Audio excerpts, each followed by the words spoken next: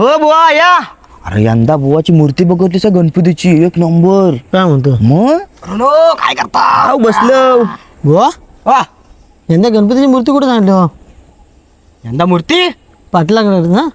नाही मग त्या चव्हाणांकडे दिली गोगरात. चव्हाणांकडे? हा मग या कोणतो पाटलाचं काम रंगकाम आपल्याला आवडलं नाही. काय म्हणतोस काय?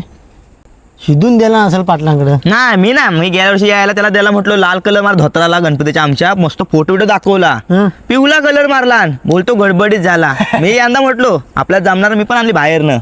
मी पण दिली गोगरात. त्या पेनला एक एक भारी मूर्त्या भेटतात तिकडं आणली तिकडनं. बरं गेलंस. काय म्हणतो काय? मग सण काय एकदाच येतो.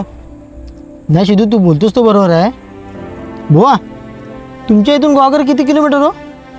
गोगर नाही म्हटलंस तरी एक 20-25 किलोमीटर आहे. बरोबर. म्हणजे तुम्ही सेपरेट गाडी करणार? हो मग येडायस काय. म्हणजे तुम्ही सेपरेट गाडी करायला तुमच्याकडे पैसे आहेत, पण शेजारचा जो कारखानदार आहे त्या 100 रुपये वाढवला की तुम्हाला फाटते होय ना? आणि सिद्धू तुझं काय की कलर चांगला नाही दिला? अरे चुका कोणाकडनं नाही होत, चुका सगळ्यांकडनं होत असतात, पण त्या निदर्शनात आणून देणं हे आपलं काम असतं. अरे याच्या पाठीमागची किती मेहनत आहे तुम्हाला काय माहिती रे?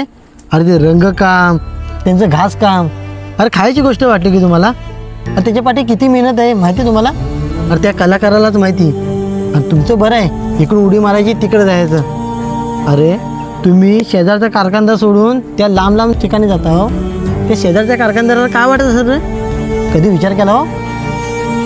कसा करणार? अरे हा आपला मोठा सण साजरा करता करता ना नाती पण जपायला शिका. विषय पटला तर बघा. हो रे चुकलो रे आम्ही खरंच. तुला शब्द देते भावा पुढच्या वर्षीपासून आपल्याच कारखान्यातला गणपती आणणार मी घरात माझ्या, आणि आपल्याच मराठी माणसाला मोठं करणार. आता खरं तुम्ही कोकणी म्हणू शकता हो. वा